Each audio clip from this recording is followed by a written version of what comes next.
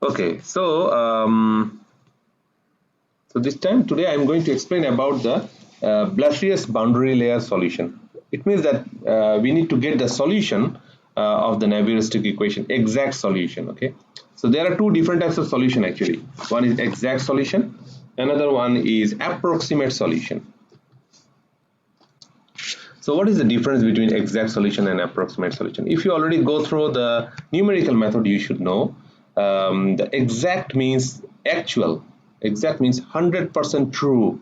Okay, there is no error. Error is 0%. Okay, error is 0%. So exact solution is possible when you solve the problem analytically. Analytically means when you solve the problem using paper and pencil. You are not using any approximate formulas. You just solve it. For an example, 2x is equal to 3. So x should be 3 by 2. This is an analytical solution. This is an exact solution. There is error is 0%. On the other hand, if you see the numerical solution, there are lots of problems where we cannot find the exact solution. We need to approximate the solution using the numerical methods. Okay, so in case of numerical solution, we have the approximate solution. So in case of approximate means approximation plus error will give you the true value. So true means exact. So true means actually exact value. So whenever there is an approximation, we have the error here, and we together make it the true solution. But if you wait for the the exact solution, it's not possible, or it's time consuming, it's very complex. So we just make it, simplify it, because we are not we don't need the exact solution, we just need the approximate solution to do our work. So that in those cases we use the numerical method, and believe me, 80 to 90% problems, physical problems, are solved numerically, and that's why we have the computer, okay, do the iteration techniques. Anyway, so here we try to find out the exact solution, and from there we will try to find out how we can calculate the boundary layer thickness. What is the formula that we use? And this one is actually the Blasius boundary layer solution, because the Blasius is a scientist, mainly he was a mathematician who solved this problem. Okay, so before going to that, and we need to know the flat plate. Okay, so for the flat plate, now we are trying to solve the flat plate solution. It means we have a flat plate and the flow is stationary, and the flow is moving with infinite velocity or free stream velocity, and the boundary layer you already know like this, right? Boundary layer thickness. So at this point, if I draw the velocity profile like this, right? On the other hand, here if I draw the velocity profile, should be like this. So here this should be 99% of U stream, right? And other things are like before. So if you think carefully, you know that the displacement is, so that this one is what? Delta, right? This is the boundary layer thickness. No, sorry, not displacement thickness, boundary layer thickness, delta. This one is also delta. So here the delta is actually a function of x. If you move away from the x, it means if you move with the increase of the x, what can I say? The delta will increase, okay? So it means that delta, the boundary layer thickness delta, is a function of x. And one thing you can also visualize that this velocity profile, as you can see here, okay, so this one and this one is actually, there is no change inside, it's just stretching. Okay, so we just stretch the boundary layer along with the x direction. So inside it there is no change, just start from 0 and attain the 99%, start from 0, attain the 99%. Okay, so here we are just doing the stretching inside the boundary layer to get the boundary layer thickness. So we are focusing on how to get this delta, okay, how to get this delta. So that's why, because we are just stretching the similar properties along the length of the flat plate. So last time what I said, we have the non-dimensional form of representation, right? Y by delta, and you have U by U infinity. Okay, so these are the non-dimensional representation of the velocity profile. You can see U by U delta, there is unitless. y by y delta is also unitless. Okay, so it means that these values are actually changing, but if you scale down to normalized way, so if this one is 1, this one, sorry, this is 1, and I mean this one is 1 and this one is 1, so this is actually same.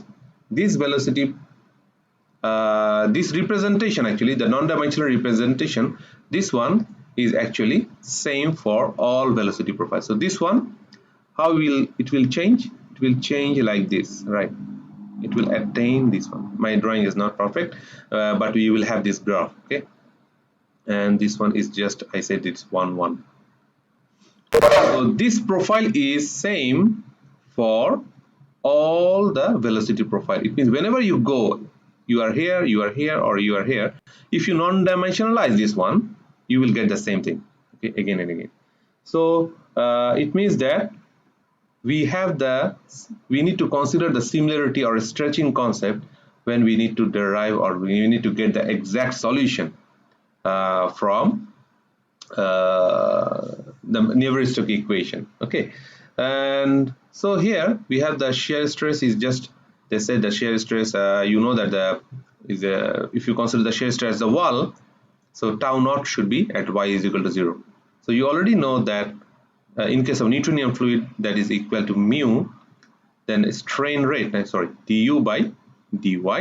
So if it is 0 at wall, it should be y is equal to 0. Okay, so this is the simple thing. And then this is the Navier-Stokes equation. Navier-Stokes equation. So if you consider the steady flow, please read it. Okay, I will not read line by line. If you have the steady flow, so you know the left hand side, if you remember, your del u by del t part is gone. There is no del u by del t part. There is no steady state part. Okay, if you have two-dimensional flow, there will be no z part. There will be del u by del z should be not there. Okay, so because it's two-dimensional part. Other things, 1 over rho del p by del x, mu del square u by del x square, del square u by del y square. So if you want to compare it, okay, if you want to compare the Navier-Stokes equation with the one that you got last time, okay, so I just write it down. It was like this, rho, okay, then we had del u by del t plus u del u by, sorry, del x, plus we have sorry, this should be v, then you have del u by del y plus w del u by del z. So here this is 0, this one is 0. Okay, because this is steady state, this is two-dimensional state, so you will have this one. So rho is not there, so I divided by rho. Okay, so it should be equal to minus del p by del x. So now I divided by rho, so it should be minus 1 over rho. Okay, then we have this gravitational force gx. So but we don't have any gx here because the gravity acts along I mean that there is no x velocity, right, in the gravitational acceleration. So we should have the z. So gx is actually 0. We don't have the contribution in x direction. And then we have, if you remember, is mu, then multiplied by del square u by del x square plus del square u by del y square plus del square u by del z square. So del square u by del z square should be 0. You will have del square u by del s square, del square u by del y square. And then we have the mu, sorry, this is the dynamic viscosity here, right? So divided by rho, because we are dividing by rho, so that will become nu, kinematic viscosity. So this will become nu. So that's why we have this generalized form x and y in this way. Okay, and then to get the exact solution, we have to understand, or we have to simplify it more. So what are the things that you have to simplify? Remember that since the boundary layer is thin, I bold it, okay, so boundary layer is very thin, so it is expected that the component of the velocity normal to the plate is much more smaller than the parallel to the plate. So if you consider the velocity component, flow is moving this way, and the velocity, the boundary layer is very thin. Okay, this thickness, this delta, is very thin. So it means that any component, change in any component in y direction, it means upward direction, but it's very small. Okay, so the component of the velocity normal to it is very small if you compare with this one. So it means that your v component is very smaller than the x component. It means the y component of the velocity is very smaller than the x component. It means the flow is actually flowing parallel to the plate. Okay, there is no flow. We consider is normal to the fluid, so there is no flow, so that is very thin layer. Okay, so that's why so we have this terminology. Okay, and also it said that the rate of change of any parameter across the boundary layer should be much greater than that along the flow direction. So rate of change is greater along the y direction. Okay, so it said that since the boundary layer is thin, it is expected that the component of the velocity normal to the plate is much more smaller than parallel to the plate, and that the rate of change of any parameter across the boundary should be much greater than that along the flow direction. So it means that this u should be less than v should be less than u. Your pressure is actually a function of x. There is no change of pressure along the y direction. Okay, and if you consider the pressure is not changing in y direction, so it means that change of pressure in y direction should be 0. Okay, and the change of velocity in x directions, okay, this is also 0. Okay, so we have this simplification, and this one is we consider the y component. Okay, so just read it. So because of the boundary layer, so if we just ignore the velocity normal to the plate, that is the v, I ignore, and we also consider that the rate of change of any parameter across the boundary layer. Okay, so change of parameter across the y direction is much more greater than along the flow direction. Okay, so if you move towards the boundary layer or across it, you will experience a rapid change if you move along with the flow. So that's why we have this one. There is no pressure in pressure is not a function of y. That's why its derivative rate of change of p is y0 is only a function of x, and also the u is not changing in x directions. Okay, u is changing in y direction, but u is not changing in x directions. So please give some time and try to understand the physical meaning instead of memorizing the things. Then there are a few things more.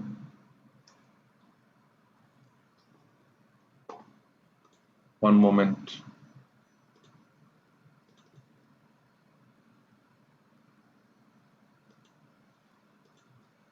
So he said that physically the flow is primarily parallel to the plate, and any fluid property is converted downstream much more quickly than as it is diffused across the streamlines.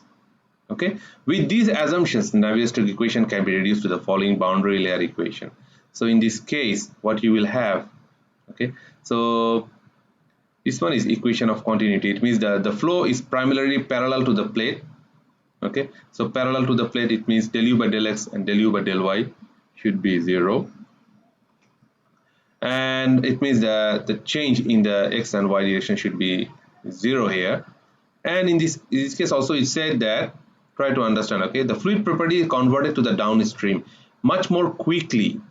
Okay, so it means that along the downstream condition here, if the flow is moving this way, we have the stationary plate. So here at this point, it means due to the diffusion with the streamline, it mixes up with the flow. It means the fluid property is converted to the downstream. So its conversion is very quickly. Okay, so we can approximate the pressure change in x direction is almost 0. It means it very quickly is changed and it diffused with the streamline. So after that there is no more change in the P. So we can approximate that along the x direction the change of pressure is actually very close to 0. So if you consider this one, so this one is quickly, this concept is applicable here, and this concept is applicable here. So now if you have this assumption that what we will have, now we are trying to concentrate on the y-axis equation. Okay, so it should be u del u by del x. So and then we have v, hold on 1 minute. Okay, so it means we have the u del u by del x, then we have v del u by del y, then we have the del p by del x, that is 0. So here we had before minus 1 over rho, we had the del p by del x that is 0 because the flow mixed up very quickly due to the and diffused across the streamline. So that's why we have this assumption. We can consider the pressure change is actually very negligible.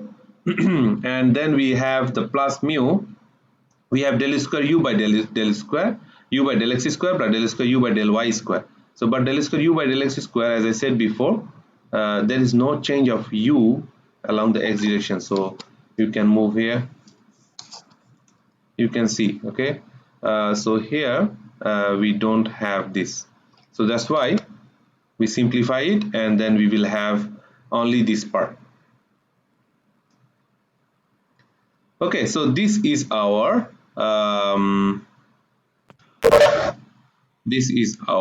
Navier-Stokes equation, simplified one, and we need to get the solution of this.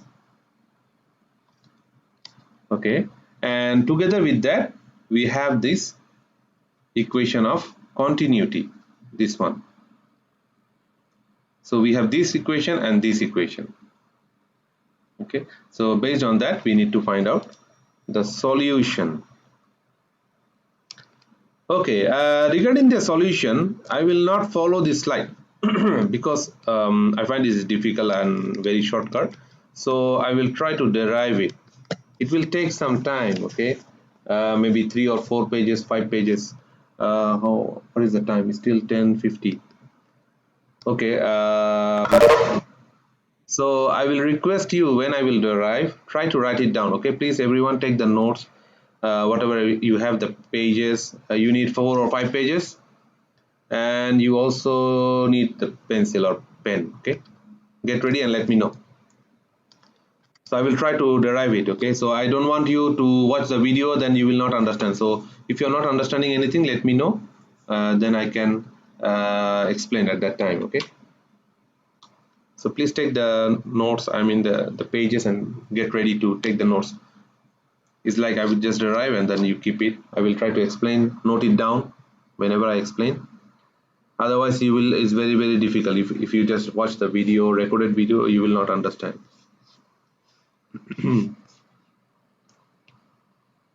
Let me know whenever you are ready.